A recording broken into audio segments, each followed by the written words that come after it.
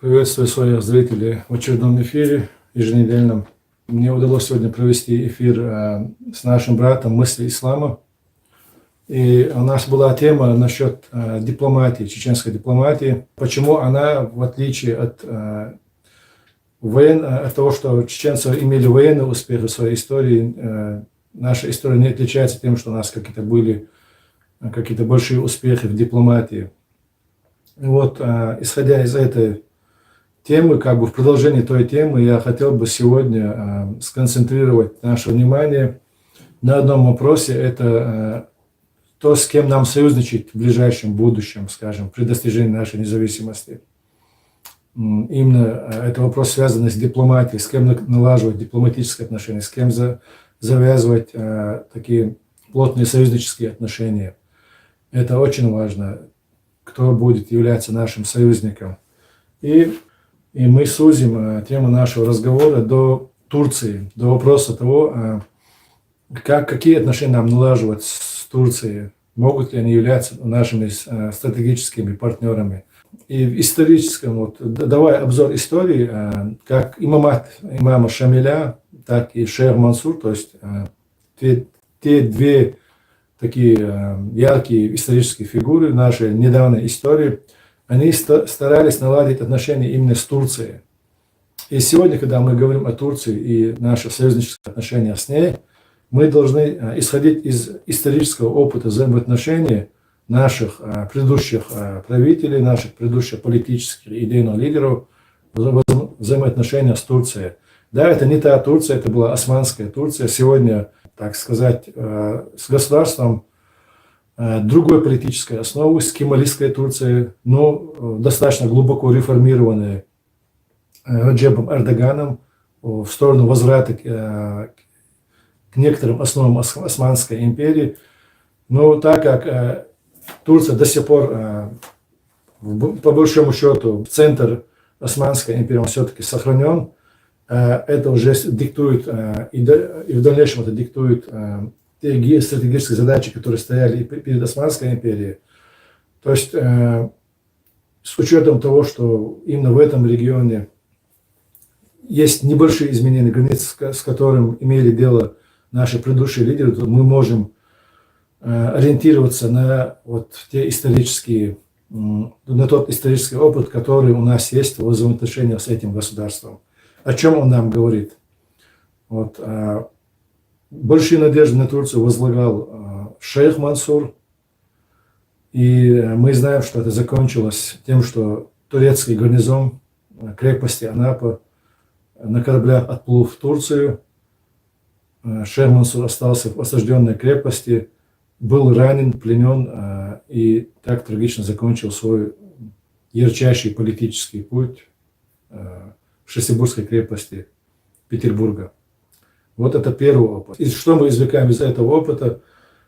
Турция, Кавказ, именно Кавказский регион не рассматривала Кавказский участок своей империи, то есть это были окраины Османской империи в то время, и когда проходили войны, и обычно Турция вела войны на нескольких участках одновременно, для нее Кавказский фронт, Кавказский участок всегда оставался второстепенным, неважным.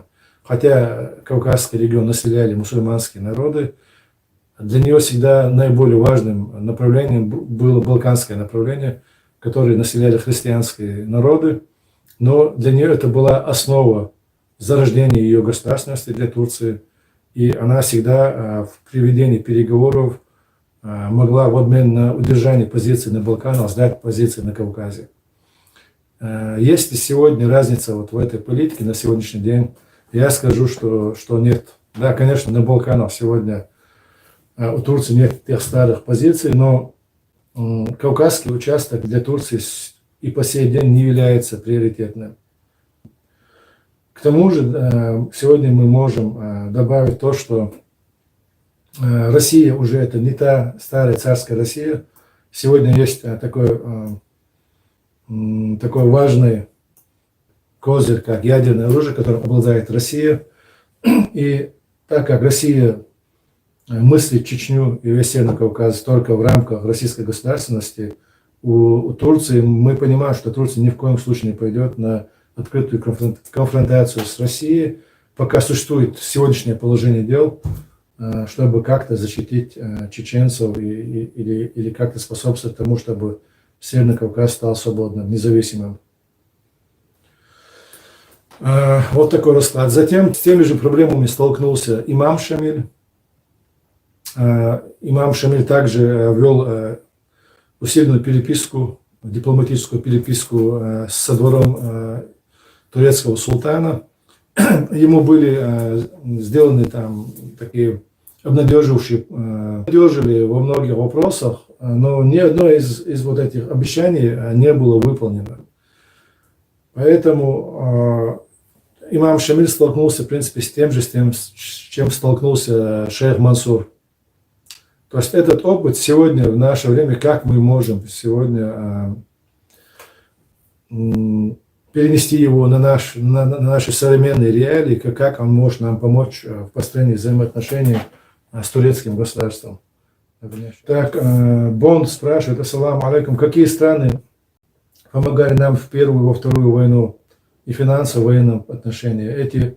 Вот опять, вижу, я обращаюсь к нам, когда я задаю какую-то тему стрима, мне, конечно, хочется отвечать в рамках заданной темы, потому что если вот так отвечать на все вопросы, я, во-первых, и не смогу на все вопросы ответить. Я всегда считал, что человек, который имеет ответы на все вопросы, это просто дилетант, который говорит обо всем и не знает конкретно ничего. Я только могу судить об общей информации, какие страны помогали. Я знаю, что помогала финансово, помогала Турция. Вот как раз тема сегодня — это Турция, взаимоотношения с Турцией. Турция, она помогала, я это знаю точно. Через Азербайджан, через Дагестан, который находился под административным управлением Российской Федерации. Тем не менее, вот мы проводили в небольшом количестве какие-то военные грузы. Это хоть и незначительно, но вот некоторая помощь именно в плане оружия и финансов была именно с Турцией. Финансово также помогали арабские страны. Была помощь частная от людей, которые собирали элементарно женщин, там клали в общую копилку серьги, кольца, мужчины давали там свои какие-то сбережения. Это было в Иордании, в Саудовской Аравии, в Пакистане и в других странах. Была финансовая помощь. Так, и какое количество чеченских воинов было в Первую войну и во Вторую? Лично интересно твое мнение, а не обобщенное. Спрашивает Бонд. Бонда у нас не было такого, чтобы мы вот ходили и прям пересчитывали, сколько у нас воинов. Были определенные списки в нашем генеральном штабе, у начштаба Масхадова были свои определенные списки. У него был перечень подразделений, действующих, боеспособных. Но то, что я могу судить, вот скажем, я в основном всегда бывал на Центральном фронте в Первую войну. Во Вторую войну я начинал с Западного фронта, потому что нашим подразделением, генштабом был, ну, для нас вот определили Западный фронт. Поэтому до взятия, до того, как обложили Грозный, мы вот начали с Сирноводска и отступали до Грозного. А в Первую войну, хотя в основном мне приходилось участвовать на Центральном фронте, у нас были некоторые военные операции, которые нам приходилось проводить на Восточном фронте. И таким образом я могу, может быть, не объективно, но вот субъективно судить о всех трех направлениях в чеченской войне. И это будет, конечно, опять-таки то, что я видел. В общем, у нас в активную фазу военных действий во время фронтальной войны количество насчитывало где-то 1500 человек действующих. Но этот состав, он всегда имел такую текучку, как и российская армия, которая нам противостояла. У нее была ротация подразделений, каждый там, я не знаю сколько-то, через какой-то определенный период времени, у них была ротация подразделений, войск. То же самое происходило и в чеченских рядах, хотя это была армия нерегулярная, но люди, они имеют какой-то физический предел. То есть человек не может находиться все время в состоянии такой боевой напряженности, потому что и окопная жизнь, и лесная жизнь, и вообще напряжение от войны требует, то есть человеку требуется какое-то время отдыха. Некоторые люди, которые чувствуют себя вот на войне, так скажем, в своей атмосфере, они дольше оставались на передовой, и они больше времени проводили вот за период обеих войн именно в зоне соприкосновения, так скажем. Другая категория людей, она спускалась уже оккупированное чеченское селение, подлечивалась где-то, если нужно, потому что в окопах, в лесах, в горах заболеваешь, или если есть ранения, где-то лечились за пределами республики, или просто отдыхали, встречались с семьей и возвращались обратно. И в итоге через, скажем, первую войну, через чеченские военные отряды прошло, там даже были созданы комиссии, послевоенные комиссии были созданы списки. В этих списках насчитывалось, как я помню, где-то от 65 до 70 тысяч тех, кто прошли через войну, в первую войну. Это такие даже официальные, можно сказать, цифры, озвученные комиссией, специальной комиссией, созданной Асланом Масхадовым, на тот период президентом Чеченской Республики Ичкерия. И вот это общее количество. А так, вот насколько, на мой субъективный взгляд, когда я проходил, когда я видел подразделения, у нас, вот, в общем, они в один и тот же момент насчитывали где-то 1500–2000 тысячи. Но при проведении каких-то операций, чтобы вот уточнить детали, когда мы, скажем, входили в города, входили в Грозный, и когда чеченские бойцы, то есть подразделения, которые уже себя зарекомендовали такими, можно сказать, гвардейскими, которые обозначились какими-то победами, какими-то известными боями, были какие-то отдельные имена военных руководителей этих подразделений. В основном основная тяжесть вот первого удара ложилась на эти подразделения, которые общей сложности, как я уже говорил, насчитывали до 1500 человек. И когда они вступали в бой и могли выдержать первый период 2–3 дня, то туда стягивались обычно, хотя и эти подразделения были не регулярными, но подтягивались еще другие бойцы, которых народ называли индейцами. То есть это вольные такие бойцы, они могут заниматься мирным трудом, или они где-то были в резерве, что они, может быть, отдыхали в этот период где-то в окрестностях Грозного, в каких-то селениях, и они доставали со схрона свое оружие и подтягивались к тем подразделениям, которые уже начали проводить боевую операцию. То есть их участие, оно было значимым для чеченской армии, потому что они создавали тот фон, который позволял тем подразделениям, которые можно отнести даже к регулярным, вот эти бойцы, которые подходили хаотично, там где-то отвлекали врага, они позволяли более удачно производить свои военные операции тем уже более известным подразделениям, которые находились в реестре нашего генерального штаба. И вот таким образом была, в общем, такая текучка, нельзя сказать столько-то, столько-то. Факт, что в первую войну прошли где-то до 70 тысяч мужчин через первую войну. И это как ответ на то, что почему сами чеченцы где-то были беженцами, там, когда говорят о чеченцах, как о воинах, это какая-то горстка людей.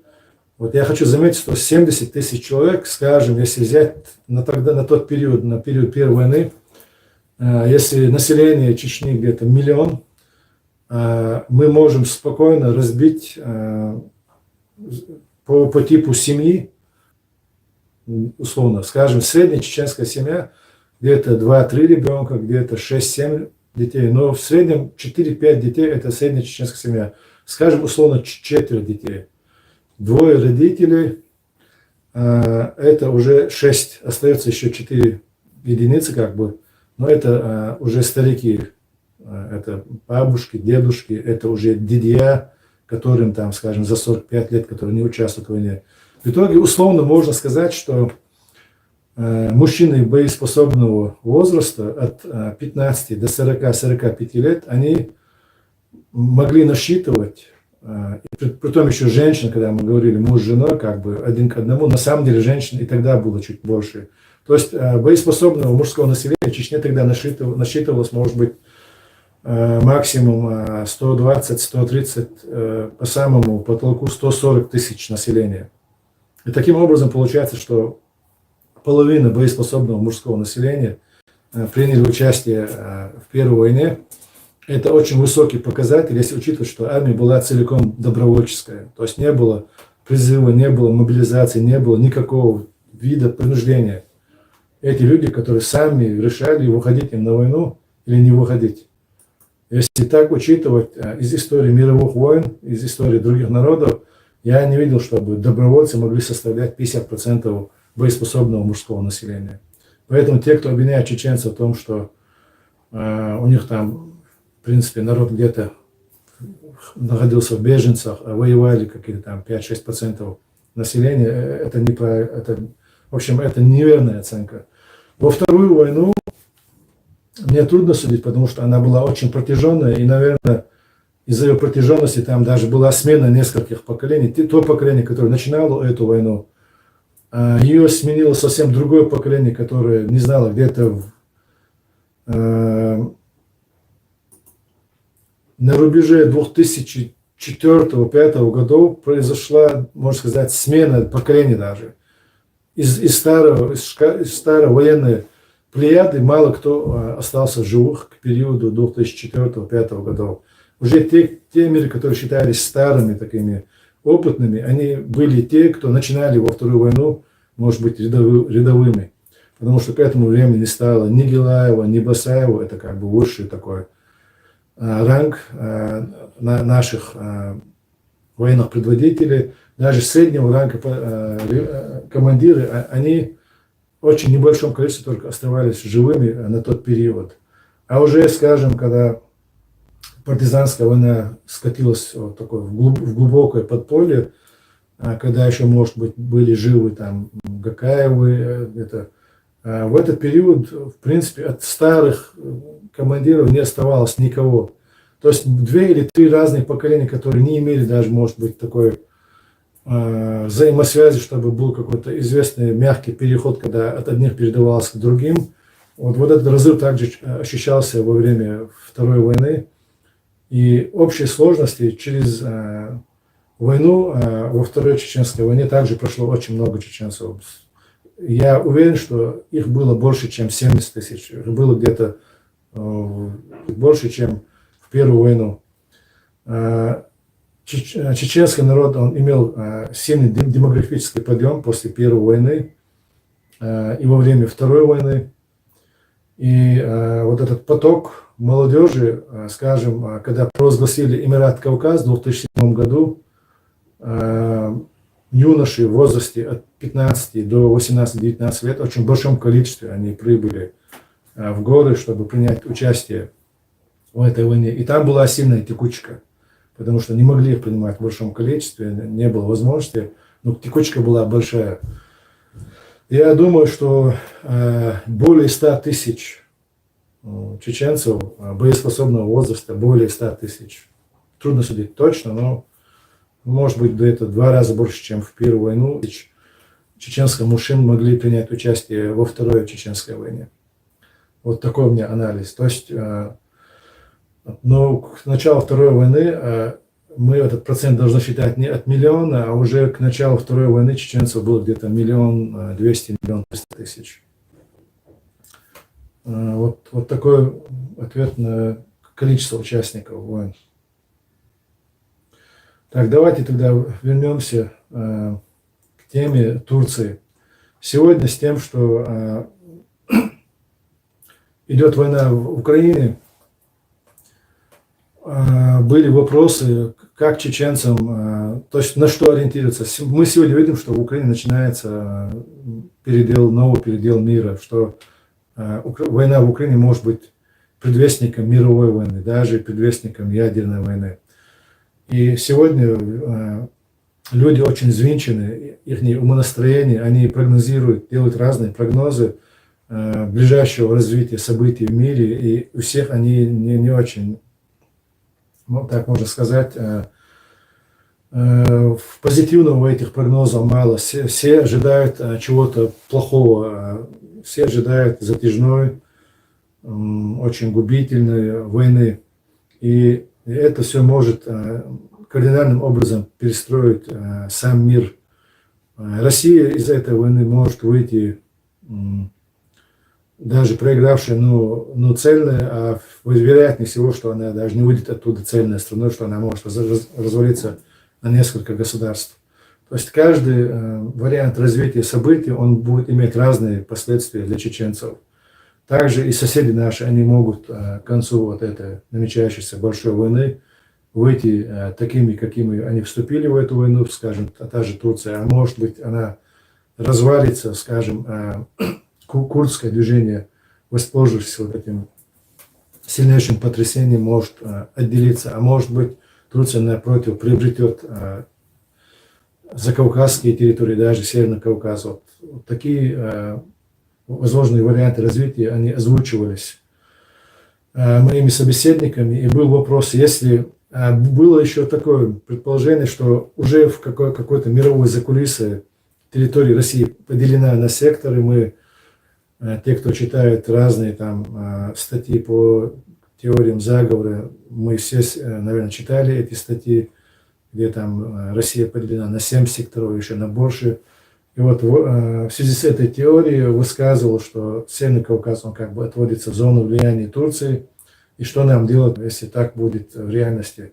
Можем ли мы согласиться на протекторат Турции до тех пор, пока мы сами не окрепнем, мы не будем готовы к ведению собственной государственности, пока у нас, скажем, не соспеют нужные кадры, гражданское самосознание и вообще способность самим устраивать свою жизнь. То есть эти люди, они уже заранее готовы смириться с тем, что мы не способны к государственному управлению, что нам нужно будет быть под чем-то протекторатом.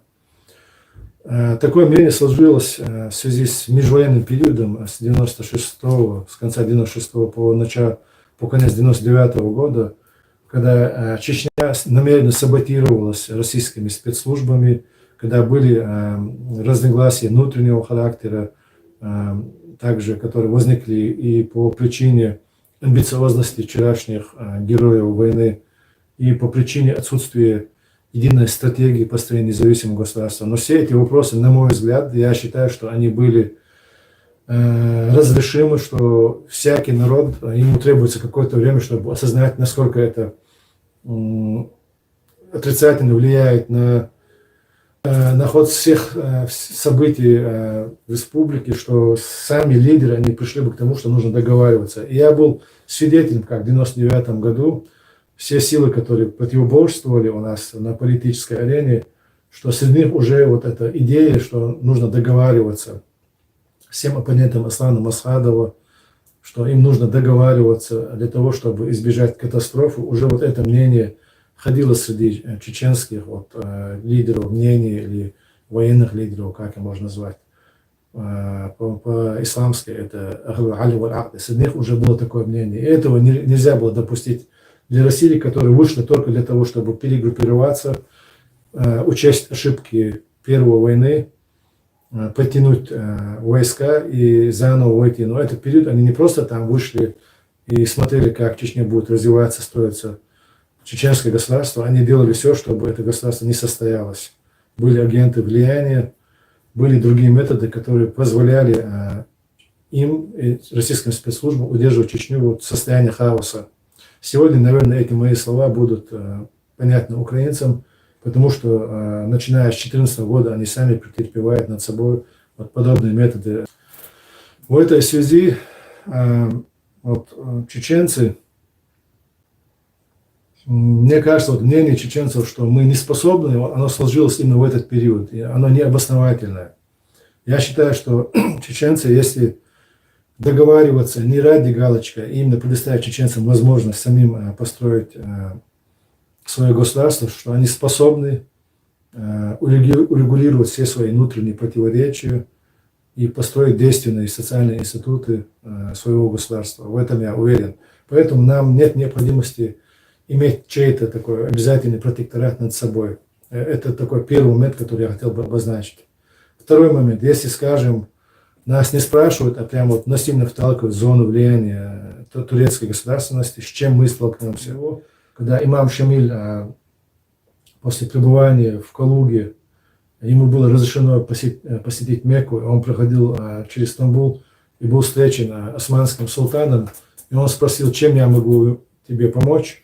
Он сказал, мне ничего не надо от тебя, потому что ты не помог тогда, когда от тебя помощь требовалась. И были другие высказывания имама Шамиля, что нет, хотя у него до этого были намерения, если он сможет добиться того, чтобы сохранить независимость Дереса, как тогда говорили чеченцы и дагестанцы в общем о своей стране, что вот эта страна Дереса, она может стать частью общего мусульманского халифата, общего мусульманского мира. Но уже к концу своего правления имам Шамиль понимал, что это не решение вопроса, это не решение проблемы, потому что Османский двор, он мало заинтересован в решении каких-то именно кавказских проблем. То есть осознание того, что кавказцам самим нужно решать свои проблемы, что Османский двор не будет заинтересован в их решении, это осознание уже было и тогда у кавказских лидеров, у чеченских лидеров. Мы знаем, что Османская империя, она вбирала в себя многочисленные народы, как мусульманские, так и не мусульманские, и что она зубами вцепилась в территории и в народы. Ни один народ не выпустила из состава своей государственности, иначе как через войну. Это ответ тем, кто спрашивает, могли бы мы временно попасть в состав или под протекцию турецкой государственности, а потом, приобретя опыт, воспитав нужные кадры, выйти из их подчинения, потом создать собственное независимое государство. Это невозможно в принципе. Однажды, войдя в турецкую государственность, мы оттуда не выйдем иначе, как через большую войну. Это будет иметь очень плачевные последствия, потому что если в данный момент мы воюем с государством, мы воюем за независимость государством иной конфессии, иной религии, то борьба с единоверцами, она всегда будет морально тяжелее, и тяжелее будет также мотивировать эту войну. Потому что война с единоверцами всегда сложно объяснить простому человеку, почему он должен воевать с таким же мусульманином, как он сам. На вопрос, почему мы не можем вообще остаться в самой турецкой государственности, не выходя оттуда, это же все-таки мусульманское государство, на это тоже у меня свое мнение, что чеченцы и кавказцы, они обязательно должны построить свою государственность, так как являются носителями особой цивилизации, особой культуры, и она сама по себе ценна как для них самих, так же как часть исламской культуры, многообразной, богатой мусульманской культуры. Есть много цивилизационных регионов исламского мира, это как Дальневосточный регион, в который ходят индонезийские многочисленные народы, малазийцы и другие народы. Есть индо-пакистанский, куда можно ввести и Афганистан. Есть Ближневосточный регион, есть Магрибский регион. То есть сам мусульманский мир глобально, он распадается на какие-то отдельные части, внутри которого, внутри этих цивилизационных округов есть отдельные народы и какие-то народные культуры. И все это такое великое многообразие мусульманского мира. И в этой мозаике я вижу то, что в чеченцах, в кавказцах есть такая ценность, культурная ценность, какая-то особенность, которую мы не должны растратить, которую мы должны сохранить. И для того, чтобы ее сохранить, мы обязательно должны состояться как самостоятельное, независимое государство. Вхождением в Турцию мы себя обрекаем на ассимиляцию. Нам какая разница? Поэтому мое мнение, что мы не должны входить, и это не мое личное мнение, это мнение, которое исходит из истории наших лидеров, имам Шамиль, и Альбек Хаджи, и шейх Мансур, и Тайми Бибулат. Они все были такого мнения, что чеченцы должны как-то маневрировать, лавировать между соседними силами, но должны удерживать себя вот, как самостоятельную единицу политическую. Они все придерживались такого мнения. И, соответственно, я тоже придерживаюсь этого мнения.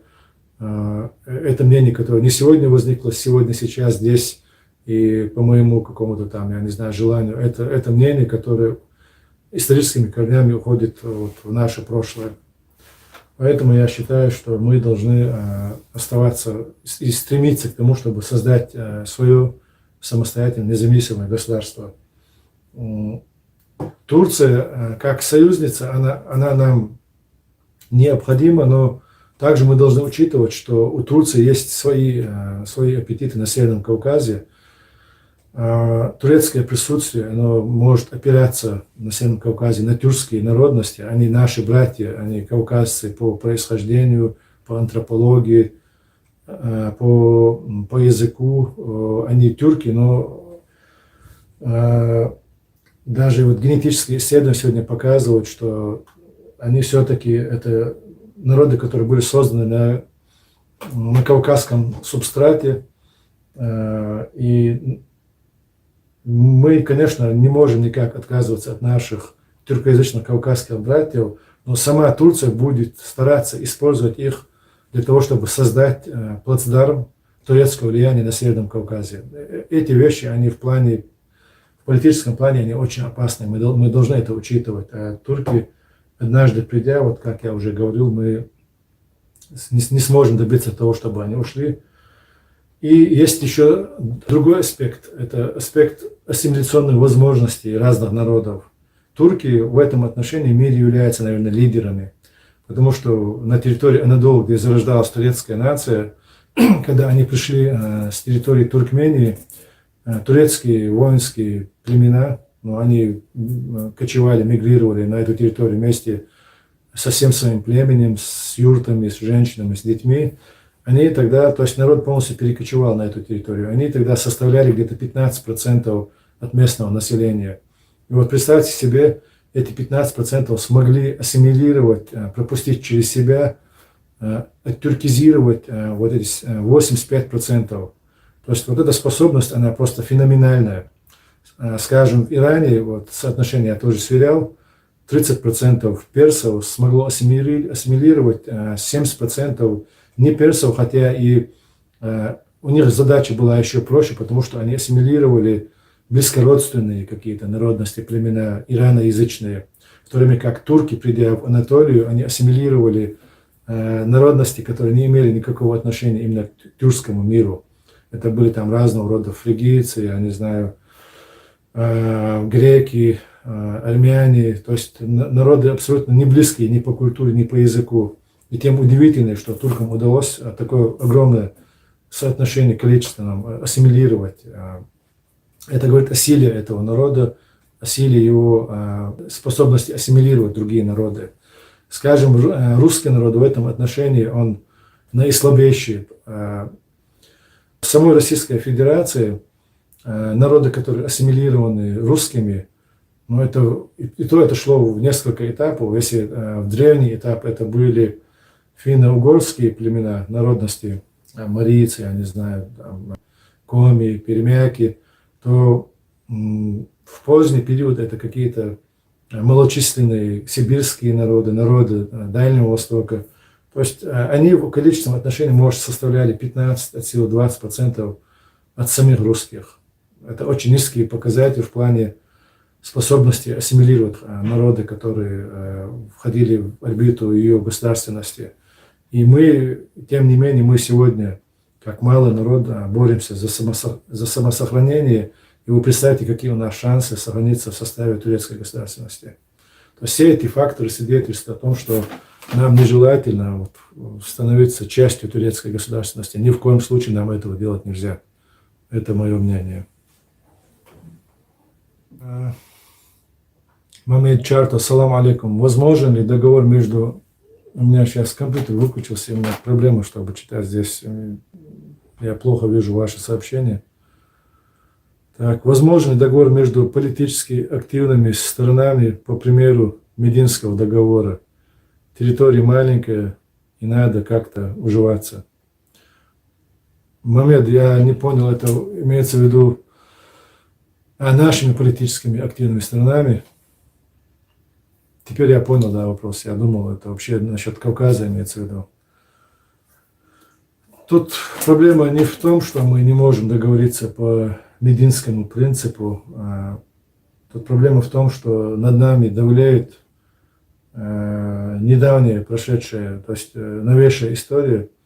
И пока живы люди, которые были активными участниками этой истории, и проблема в их психологическом состоянии, что они не готовы отступить от того, что... То есть, как говорится в пословице, у победы много отцов, а поражение сирота, то вот в этой ситуации никто не хочет быть тем, кто повинен в поражении. И каждая страна стоит на том, что вот они были правы, а признать, что они все были виновниками этого поражения, вот этого не хватает. Поэтому мне кажется, что они не способны договориться между собой. Мы приложили очень огромные усилия, момент, чтобы достичь этого. Имеется в виду наша организация Бортмаршо. Это не просто так, мы им предложили из устно, или мы там не сделали каких-то таких практических шагов. Пройдя через 5 лет усилий, мы просто уверены, что эти люди просто не способны договориться ни о чем. То есть это уже прошлое. Это все уходит в историю. Это не будет иметь никакого будущего. Эти люди и все их движения, все их псевдоправительства, оно просто не имеет будущего. Все, это обочина истории. Нам даже пора перестать ориентироваться на это. Нужно думать о будущем.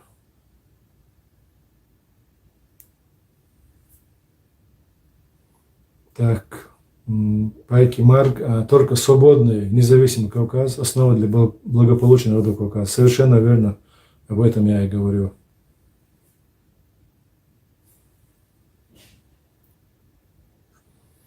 Так, тут кто-то считает, что нас Аллах очищает, народ от врагов Аллаха, но вот это тоже неправильный подход. Есть люди, которые, если поставить стесненные обстоятельства, которые лишаются имана из-за того, что не способны выдержать испытания. Для таких людей лучшим решением было бы не претерпевать такие испытания, которые их вводят в неверие.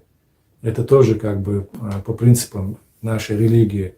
Если мы видим, что какая-то часть людей не способна выдержать тяжесть испытаний, и это вернет их в неверие, лучше оберечь этих людей от таких подобных испытаний. Они не то, чтобы их подвергнуть этому испытанию и сказать, что мы от них очищаемся. Это неправильный подход. Некоторых испытаний делают сильнее, укрепляют в вере, но большинство людей, они слабы. В людях она заложена, эта слабость физически. То есть это врожденное чувство людей.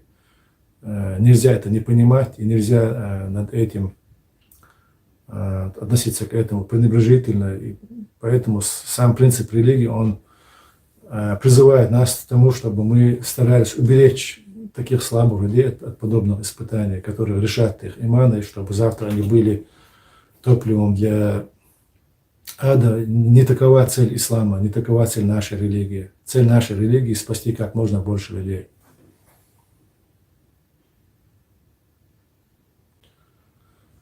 Так, у нас эфир уже ровно час. Я думаю, сегодня достаточно. Я уже убедился, что длинные эфиры не смотрят. Тема, я думаю, достаточно раскрыта насчет союзников. Именно, то есть имеется в виду насчет союзницы Турции. Какое должно быть отношение у нас к ней и какое отношение мы должны требовать от нее к нам.